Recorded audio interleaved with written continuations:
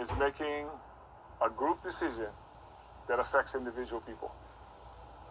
Some people will like it, some people won't. ABC accompanying top officials on an exclusive tour inside the impact zone. We both had a brief conversation as we were landing, and I asked Mayor Bisson, what did you think in a word? And we both had the same word: progress. Right, great progress is being made. The idea is for the houses to get a second life. More than 600 properties have been returned to residents. And the U.S. Army Corps of Engineers say they'll continue to clear debris probably into early next year. That will, again, just advance the ability of the residents to come back in and apply for building permits with the county and then start the rebuilding process. Jumping in the helicopter and getting a bird's eye view, or hovering from 30,000 feet and looking down and seeing progress, seeing the amount of lots that were cleared, the amount of commercial properties that was cleared and being cleared was a really beautiful sign. Mayor Bisson, a former prosecutor and retired judge, took office in January 2023, just 8 months before fires would destroy much of the island. You were a judge before you became the mayor, and you had the opportunity to see both sides, weigh up the facts, take your time making a deliberate decision.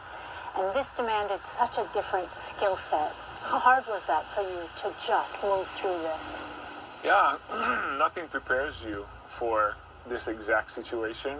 You know, not making a decision is a decision. So what I think is the skill, or the part that's come out of this situation, is knowing how much time do you have before you have to make the final call. He faced criticism from residents for initially declaring that morning that an emergency was not necessary. He would later declare one at 8 p.m. How do you manage the criticism? Well, I don't listen to them. I'm not like naive, but I understand I only have so much energy. So where do I want to put that energy? Where do I want to put that mana, right? And while progress is often measured by what's built above the ground, Mayor Bisson says the underground infrastructure matters just as much. What progress do you see? I see lots of progress. All of our water will be up and running by the end of August. All of our sewer lines will be up and running by the end of the year, or at the very least January of 2025.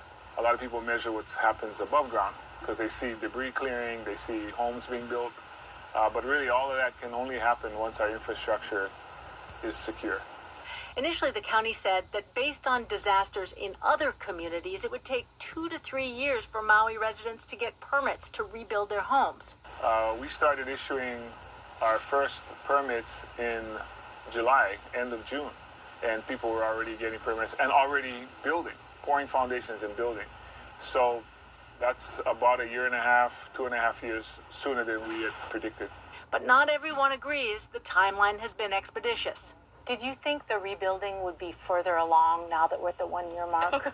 Yeah, I think very much so, in particular for housing. It's coming up on a year. We haven't built one yet.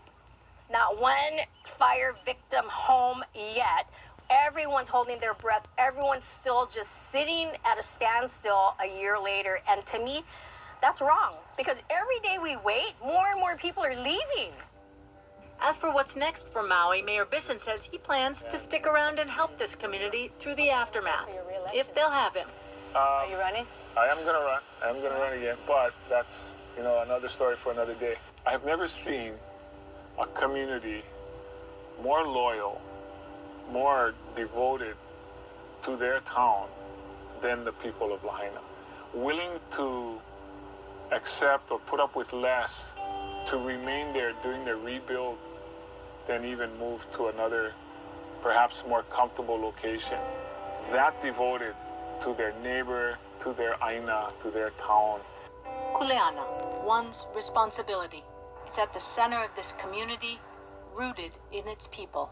My kuleana is Lahaina and the people. And I think first and foremost is to protect our culture and, the heart and passion of the people that are here. That hasn't died, In fact, I think it's probably ignited it even stronger. A community picking up the pieces for one another, honoring the lives of their family, their friends, their neighbors. The weight of of the responsibility that we have today is clear, clearer than it's ever been, because we lost it all, our community Lahaina, but we have to keep the light shining at the end of the tunnel. The responsibility, the kuleana to learn about your place. You cannot protect what you don't know.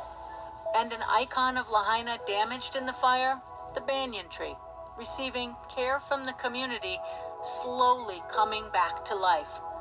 The progress here is real, but still, so much work to be done to bring Maui up out of the ashes.